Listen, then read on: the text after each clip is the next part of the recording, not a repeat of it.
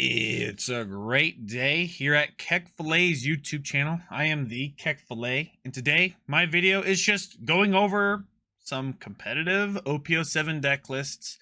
And this is actually a little article from my Patreon. It's a free article. You can read all about it. It's in the description down below for any free member. Doesn't cost you anything. And I just kind of wanted to bring everything together, but I wanted to also read this over and go over on my YouTube. Really, I'm just gonna jump right into the goo. All my advertisements, good stuff will be in the middle of the video. The one shout out I want to give before I start this is actually to Eggman and eggmanevents.com. On eggmanevents.com, you can use your own deck builder and also find a lot of these decks to build. I would agree just to look at these and change these to fit how you would play or maybe even your meta. And without further ado, let's jump into the goo. Competitive OPO7 deck list part 1. There will be a part 2 in this video as well. The Patreon was just put into 2 parts. And I'm putting this all together, and I would 100% recommend using these decks or similar builds to these for your tournaments for the next week. I will provide a skeleton of a deck for you, and I would suggest to move a few cards around as you see fits your playstyle and angle your deck to beat your bad matchups. There are so many good decks, but I think right now all of us are trying to avoid the landmine called Lucci and Moria or Bonnie, which is a whole nother discussion altogether. In this video, I'll have all 10 of these decks. I'm going to go over Enel, Rob Lucci, Gecko Moria, Bonnie, Black Yellow Luffy, and in the part 2, which will be in the same video, it'll be Nami, Red Purple Law, Reiju, Boa Hancock, and Doflamingo. Number 1 is actually Enel with this leader. Really, why play this leader? And Enel truly has the most 50-50 matchups in the game. Just has some really powerful card options. The playstyle is very much so you do not attack your opponent's life unless they're Rob Lucci or Gecko Moria, because you can't really outvalue them. And your goal is to really abuse things like 9-cost Yamato, 10-drop Ace, get a lot of value, and choose to be patient and win the game in about 1 or 2 turns in the late game when you have a big board. I would suggest you learn how to play fast with this deck. Do not go to time. You won't have an advantage in that scenario. All Enel lists are about the same, but they do change like 6 or so cards. What I personally would suggest that you abuse is actually the 7-drop Enel. The 7-drop Enel is a defining factor for me in a lot of games because you can actually just choose to go aggressive, and then that body sticks for the rest of the game and definitely helps in your worst matchups, being Red Purple Law and Black Lucci, which I wouldn't even say they're really bad matchups at all. You can win those matchups quite often. And I will say in my Discord, I did post, or I do share out tweets from other people that are really good in this deck. And they were saying about certain ways and how to beat Rob Lucci, because I guess making articles on Twitter is now kind of a main thing. I think it's pretty cool. With this, you'll see the full deck list here. I did have the full image, so here's the full image of this. And again, I'm not going to go really into the deck lists. That's what the article's for. Copy the deck list, put that into your sim, kind of check that out. And again, adjust it to what you are used to, or maybe other decks that are similar in that regard. The next one is Rob Lucci. Why play Black Rob Lucci right now? And I think Rob Lucci has the best high roll potential and really feels unstoppable when facing it most of the time. It does have a bad matchup into Black Yellow Luffy, but it really isn't even the worst matchup out there. And I feel like most of the time you can just overcome that by either them bricking or you seeing really, really high roll potential. The playstyle is just not letting your opponent play the game. If they play a card, you remove it. If you see Gecko Moria, you use your combos on your opponent's board. See stage, use leader, play big bodies. It's honestly I would say it's not the most complicated deck. I will say if you're in a bad spot, yeah, it's hard. But most of the time, if you're able to do something every single turn, then you're set up in a really good spot. And I find the deck can be honestly just kind of impressive. What you should abuse. I would say that you probably should abuse Isho. Now, I'm not saying you should play Isho. There are a lot of decks that don't play it, but people need to play around it. You build your board and then stabilize your games with Rebecca Sabo. I think that's the main thing. At the end of the game, if you're able to stabilize your board and then play Rebecca Sabo, you'll just win the value game at the end of the day, because you'll have more counter, you'll have easy blocks, and your board just keeps on chipping away their hand and then eventually their life. A lot of times I feel like this leader wins in the last turn by killing him from like 2 to like 0 life, because they've already won board. So if you're able to win board with this leader, then you're pretty much going to have a good time. That's your goal. Again, here's the list you can copy out, and here's a list that recently won. There are some options here. Again, adjust that based off of your playstyle. There's some things you can put in, take out, and see where things go from there. The next deck is Black Gecko Moria. This deck was probably the best deck at the end of EBO1. And the only reason people play it less is because of Black Yellow Luffy was so popular at the beginning of 07. And in fact, Gecko Moria actually might be better against that than Rob Lucci, because you're able to recur a lot more cards and have a more solid winning strategy by playing big guy after big guy after big guy. And the play style is actually one of the most efficient and widest boards in the game. You outvalue your opponent, and you play a lot of the late game counters in your deck, and it's just a lot of counter value, and it's just a very consistent deck I find most of the time. This deck does end up mulliganing quite a bit in order to find its really good curve, but it always has options most of the time. You most of the time will not have a dead turn. One thing I suggest abusing is your wide board, and really use that Brook. Eat cards out of your opponent's hands over time, and just kind of make it seem like it's pointless to attack your board, because you're just going to recur it over and over again. And really play the value game and be smart about how you counter. The main thing is just not using, too many cards when you're countering. If it's one attack, just give them one card. If it's 2 attacks, maybe just take the damage, right? With that, here's a recent list that did win. And I feel like I would agree with this list in most of the cases, but definitely, again, adjust that to your play style and what you see come up for you guys. The next deck is actually Green Bonnie. Why play this leader? This leader skill just shuts down an attack every turn.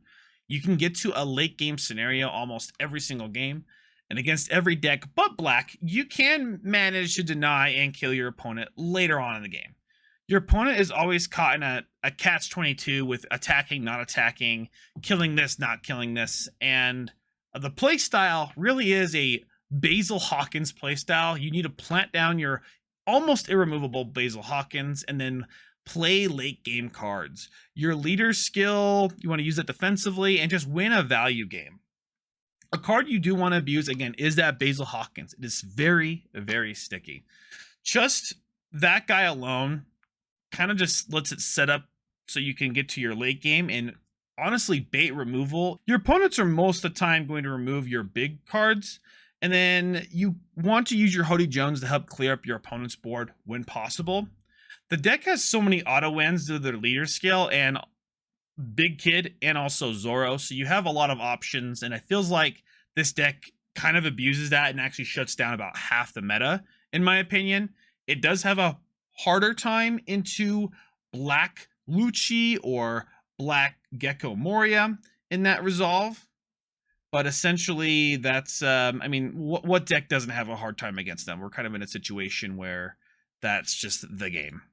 With that, here's the deck list right here, and in this deck list, it's one that Fee won with. That was also on my Patreon. He probably also adjusted a little bit, and again, there's a lot of different bonding lists out there, so adjust it to your play and play style and your meta that you see fit. And then the last deck for this part 1 section, again, the rest will be in this video, is Black Yellow Luffy. Why play this deck? And then this deck really breaks the rules of the game and abuses Gecko Moria like no other leader. Becoming a 9k leader kind of just shuts down most opponents and their wide board game plan. The play style, it's a combo deck where your goal is to do really as much damage to your opponent. You have a clock on your opponent while just attacking really big. When you get to late game with a lot of big attacks, it's going to be great. It's a combo deck that requires a lot of setup and a lot of patience. So sequencing your plays is really the hardest part about this deck. One thing I like to abuse, I personally like to have a turn early in the game, maybe on my 7 or 8 Dawn turn, where I become a 7k leader while setting up my Gecko Moria turns. And the main reason with that, on most of the time, when your opponent reaches their 8 or 9 Dawn turn, instead of attaching a lot of Dawn and just swinging in 7Ks into you, they will instead just play down some sort of big drop card in order to establish that they can attack next turn. So if you're a 7k leader for that turn, they won't exactly abuse that. This way you have a little bit more breathing room and more cards to abuse your 9k leader onslaught. An optional thing, and I think this is the big thing, there are so many options for this cards. I love Thunderbolts, but only in a metagame where there's a lot of mirrors. And the 10-drop Kuzan has really lost its touch because amazing players really respect it. Against players that don't respect 10-drop Kuzan, this card just wins you a lot of games, but it really can be abused against if you know, don't respect it. So if you're a good player, respect this card that it exists. Know that sometimes before their 10 Dawn turn, you're going to have to punch them down a little bit, maybe even put them to 0 yourself. Again, deck list, please justify or adjust what you'd like. There are a lot of different versions. This is one that recently won, and I kind of preferring the Ice Age, and I think Ace has kind of made its way back into the deck for now.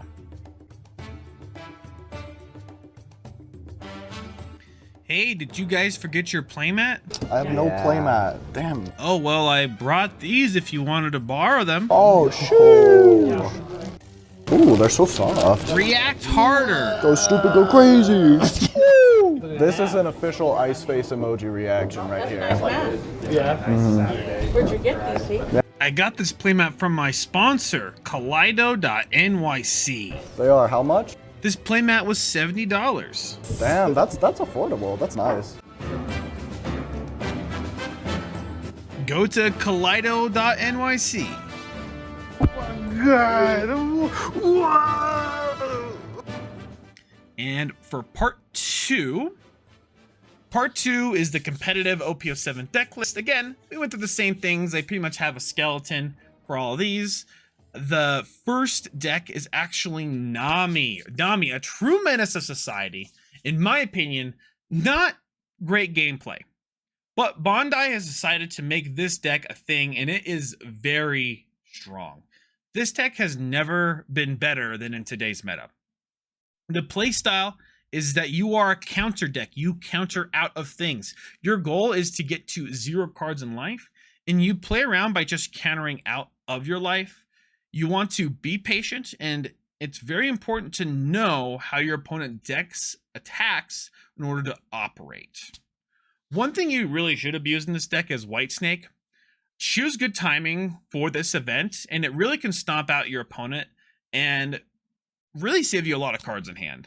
Being patient is key in trying to discard only bad cards from the top of your deck, and also from your hand is kind of a big key part as well. And really playing around what's possible in your draws. A big tip is actually to play around your opponent's hand destruction, and Isho, Pudding, Purple Law, really don't get too greedy with hand sizes against some of these colors. I will say, please go to the Discord, chat in the Discord about Nami lists, and Dr. Giuliano provides a lot more Nami lists on the Patreon itself, and also on this YouTube channel. There's a Nami guide. Go look at those. That's going to help out most of you in learning how to play this deck or even play against this deck. Here's a list that you can kind of copy from. I am playing a slightly different list, but this is one that's been winning recently over in a lot of places, and it has a lot of options, especially with this Kuja Pirates. Red Purple Law. The main reason to play this deck, it feels so consistent. And what it wants to do, it really plays around a few really overpowered cards. However, because of how strong the deck is, it really just plays around every single matchup, and it has almost an out to everything because of how fast it is. Now, a lot of people might be laughing, saying, why? This deck does not feel consistent. I'm bricking all the time with this deck. I will say it can come to those unlucky points. I will say when it rains, it pours. So if you're able to get the ball rolling with this deck just rolls, and it makes it really difficult for your opponent. And, you know, there's an inconsistency factor. If you just don't see Reijus, you just don't draw enough cards, and you just won't see how the rest of the game forms out. But in my opinion, it's going to be kind of a long-form deck as far as that goes. The play style of the deck is that it's very fast. It's overwhelming for opponents, and you really shut out most people quick enough. Removing during key parts and key cards is very key for this deck, and really just has the most broken removal with its leader skill, but it is very expensive. One thing you should abuse about this deck is that the aggro control function of it, it's very aggro, so people have to control your aggressive. No deck can out fast this deck, so everyone is really on the back foot. However, starving you is kind of the key part of a lot of people's strategy. So really play around having Reiju Queen in order to fill up your gas tank is very important when you get to those points, because filling up that gas tank in order for you to keep playing cards is going to be kind of what this deck does well. There are really so many options for deck building, but the most popular one is the Go First Aggro from Impact. I would suggest to experiment with a lot of builds because this deck is very flexible in what you can play, but generally it tries to win in a faster fashion. Here's a deck list. You guys can copy down. Again, this deck list will be in the article, so copy that down, adjust that to what you find. The next deck leader is Blue Purple Reiju. Why play this leader? Not only is this leader fun, but it has options and it can be actually fairly consistent. Drawing an extra card every turn is actually broken, and with the addition of both Porsche and Chopper makes this deck have a lot of potential. The one elephant in the room is, does this deck operate against Red Purple Law? And actually it kind of does. You can high roll against Red Purple Law and be able to use your skills, and Porsche just really makes this deck have that matchup. And I will say, compared to some other decks and their poor matchups, this one doesn't feel that bad. I always talk about percentages when it comes to the percentage you're going to win against the deck. And now against Red Purple Law, if you don't see Porsche, it's pretty rough. It actually might be like 80-20. You might just lose most of the time. But if you see Porsche, it's more like 50-50. So it kind of evens it out to a 60-40, especially if you draw pretty well.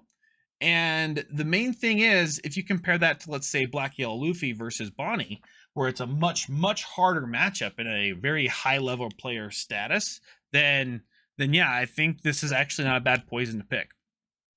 The play style, it is a combo deck. You find all the small versions and the larger versions, and you become an efficient engine. You end up building your hand a lot in the early game, and then playing toward Judge. It's really hard to remove that full field. You should win a lot of the times after you play a Judge. But again, you want to have that tempo going forward against your opponent. And a really big tip here is don't use Ichiji until they have a character on board so you can remove that character. You want to get that full value of that Ichiji unless you have nothing else to do. What do you want to abuse is really the current tempo of Porsche into any bigger character like Ichiji. It's really great, and I love to play toward Judge in the later game by having, essentially waiting a turn, by playing down a pudding and disrupting your opponent's hand. And also, the new Chopper is so good for building back toward Judge after you've done minus. And honestly, it's almost an MVP. If you saw this Chopper in an early set of this game, you guys would be blowing your minds at how broken this card is. but no one's talking about it because right now we're in the level of power creep that is so overgone that this chopper is just like, oh, it's a good card, right? So here's a deck list. Pretty much everyone's running this similar deck list going forward, and you can copy this deck list down. I think there's a few different builds you can adjust to, but I would almost recommend not even deviating from this deck list at all. The next deck is actually blue Boa Hancock. Why play this leader? It's actually a really good leader. It lets you abuse what blue is good at, which is playing pudding, Raging Tiger, and 10-drop Kaido. And it has great matchups into everything that is not a black deck. Now, I think the main thing people need to worry about is actually why not to play this deck. And blue is just a worse version of black. Black removes board and plays bodies. Blue just removes those bodies and doesn't really make up board for there. If there was no black in the meta, I would probably main this deck. But the play style, you play by using a wide board with Jinbei, and really you can just abuse Jinbei over and over again. And you want to counter out of a lot of things early because you want to be able to use your leader skill to draw every turn. And you're really playing toward your big drops, which is your 10-drop Kaidos, and having an overwhelming board. And eventually Jinbei them out of the game. If you do see Jinbei, it actually may just win you the game outright while playing a few removal cards in between. But you can really play toward pudding and Raging Tiger quite often in this deck. The thing you should abuse, again, is the Jinbei spam. If you see these, your opponent's not going to have a good time. But essentially, this deck abuses its value with countering out a lot and then reoccurring a lot of their cards from just their leader skill. But getting that eventual big board of Boa Hancock, removing your opponent's board, and then playing on the Kaidos is going to be the big thing here. You want to just keep removing your opponent's board. If your opponent doesn't have a board, they can never kill you. Remember that. But again, it's a funny matchup. Play around the best you can. The deck source is from Hyobushu. I will say that there are a few different builds of this, but this is the main one that's done very successful. And I don't think it has been very successful since, just because of how rampant black is right now. Because black just beats this deck in a lot of ways. But here's the deck list for you guys to copy down. Again, it is in the profile down below. And then the final one for here is Donquixote Doflamingo. And why I play this deck, this deck is blue. It does have access to Raging Tiger, Jinbei, Pudding, and 10-drop Kaido. But it also has the option outside of Boa to go very wide with leader skill, making this deck a little bit more flexible. It can tend to be barely more aggressive than Boa, so it can control the board with tempo in a way instead of with events. But this deck is more flexible than you think. The playstyle really is, it's a very defensive deck because you are drawing a lot of cards, but you don't actually have to discard out with Boa like you do. You can actually have a large hand with this and take the first damage. It runs a lot of 2K counters, and generally from the second or third turn on, you'll start abusing your leader skill and essentially just counter out of the cards that come out rested, and eventually you want to win board. Your whole goal is to get to your 10 Dawn drop Kaido play or other combos in that way by 10 Dawn. If you can win your board by 10 Dawn, you're going to have a really, really good time. And that's exactly your goal. Your goal isn't to win the game. Your goal is to get to 10 Dawn and win the board. One thing you want to abuse is that you want to see Jinbei. Mulliganing for this card actually might be more important than mulliganing for any searcher like the 1-drop Perona or 3-drop Doflamingo. This deck is really tempo driven. Your board is going to be your life and source, and you want to use your board to swing back into their board. You want to win board by keep fighting your opponent down and, you know, kind of play slow depending on what you draw and what you're doing and what you're facing against. It really is that flexible. Here's the list that I would suggest. It really just won or got top 4 at a big regional in Europe. And, you know, you can take out a few cards here and there. Most deck lists are pretty close to each other. And I would agree that this is actually a pretty fine list for the current meta. being just what it is. But you definitely want to, again, abuse these main 4 culprits. And again, big shout out to eggmanevents.com for making it easy to bring these decks all to you guys. Make sure you join the Discord and continue the discussion there. One big shout out and a big advertisement. I want to say thank you all so much to my patrons for making this all happen. I can't say enough how thankful I am for you guys supporting me. And again, I will be having more updated guides as we go through OPO7, preparing you for everything. I do want to give everybody a little notification that, hey, there are signups on July 27th, this Sunday, for online tournaments. There might be some offline ones that are announced as well. So be prepared for that, North America, to sign up. And I will have a couple posts there on Twitter where you guys can follow and sign up for those. As well as that, thank you to my new sponsor, Kaleido.nyc. We have a website, and the main thing is they have deck boxes and they have playmats. Check out these awesome playmats, deck boxes. I didn't know that this playmat was a signed one by the voice actor, which is pretty cool. But to be honest, I kind of like this other playmat. It's a little bit cheaper and it feels really nice on my cards. It's felt. And it's pretty unique in a cool Gear 5 style. The deck box is, honestly, I like having my stuff double sleeved. If you single sleeve or just use this other deck box for your pre-releases or other things, that's what I'd like to use this one for. It has some clicking action on there, and you can definitely keep your double sleeve deck in there with your leader, but without the Dawn. That is very possible. But and then also on top of that, that's awesome shirt. Shout out to Kaleido. And I'm going to have a bit of a review, but I want to at least give him a little shout out for providing these awesome playmat and deck boxes for me. Well, thank you all so much for watching this video. Let me know what you guys think about this down below in the comments. And make sure you guys if you're liking the content. Subscribe if you want to see more. And I'll see you all in the next video. Ciao.